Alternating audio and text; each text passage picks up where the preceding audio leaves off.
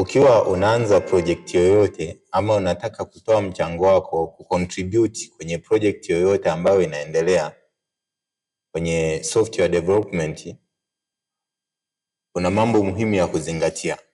Lakini leo tutaangalia jambo moja muhimu ambalo ni kusoma faili la readme.md. Inaweza likawa dot vyovyote vile, inaweza ikawa .txt, lakini ni readme, ili faili la readme. Naomba tuangalie vitu ambavyo faili la readme litakuofa utakapolisoma.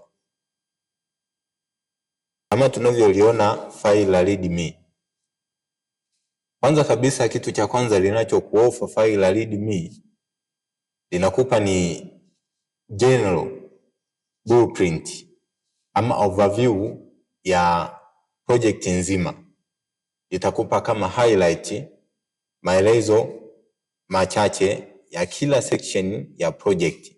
Kila sehemu ya project itakuwa imegusiwa kwenye faili la readme, lakini haitakuwa kwa kina zaidi, sababu muda mwingine maelezo ya kina utayapata kwenye mafaili mengine ambayo yanaelezea kipengele husika kwa kina zaidi.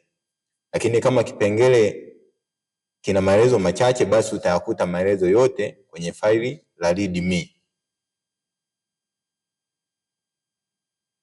Jambo la pili linalokupa ni kukupa title.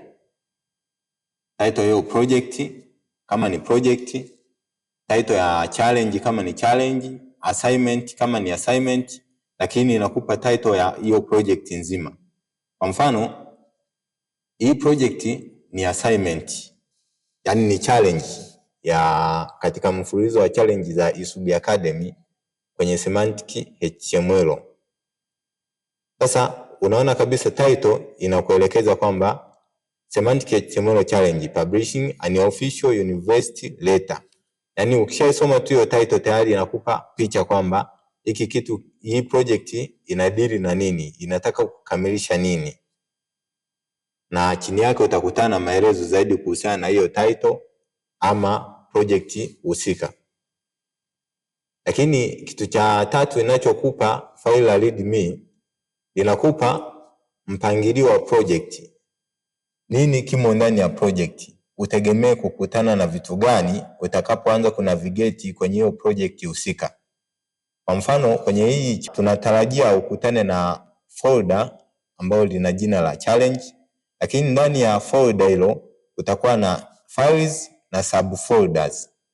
Kwa mfano, tunatarajia ukutane na faili hili la challengeguide.md na haya mafaili mengine kama alivyoorodheshwa hapo chini. Lakini utakutana na subfolder la assets ambayo yenyewe anasema ni reserved for the future supporting file. Kwa hiyo kitu cha tatu ambacho readme inakupa ni mpangilio wa project yako ambao una navigate ama unataka kucontribute kwenye hiyo project. Lakini kitu cha nne ambacho faili la readme linakupa get started, namna ya kuanza. Unaanza vipi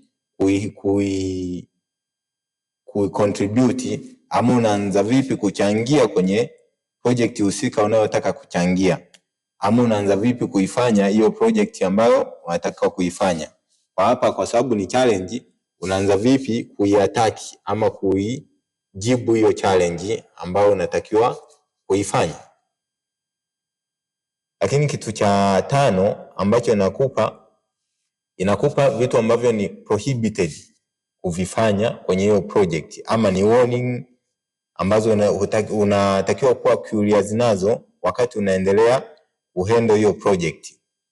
Kwa kitu cha tano itakupa hicho. Kwa mfano, kwenye hii assignment readme inakuonyesha kuwa utakiwi kuligusa faili la CSS, yani styles.css. Kwa nini utakiwi kuligusa? Sometime maelezo yakini unaweza kuyakuta huko ndani ya hilo faili yenyewe, ama sehemu nyingine utakapokuwa na navigate zaidi kwenye project yako. Lakini kama nilivyosema kwamba readme inakupa maelezo, overview ya project yako. Kitu cha sita inachokupa faili la readme, inakupa maeneo ambayo utapata msaada. Kwa mfano, umetoka kwenye faili la readme umeanza kufanya project yako ama umeanza kuhandle assignment yako ama challenge yako kama ilivyojieleza hapo kwenye title. Readme inakusaidia kukuonyesha ni wapi ambapo unaweza ukapata msaada wa haraka ukikwama eneo fulani. Ukizisoma hizi point hapa 4 zinakupa maelekezo ni nini cha kufanya unapokuwa umestaki sehemu. Kwa hiyo itakuonyesha, Readme itakuonyesha maeneo ya kupata msaada wa haraka kwenye project yako. Na kitu cha mwisho itakuonyesha namna ya kuconclude ama kusubmit project yako. Unamaliza vipi project yako baada ya kuwa umepita kwenye maeneo yote ambayo itakiwa kupita. Unafunga vipi sasa, una close vipi project yako. Readme inakusaidia kukuonyesha kitu hicho pia ambacho ni cha mwisho kwenye huu mfululizo hapa.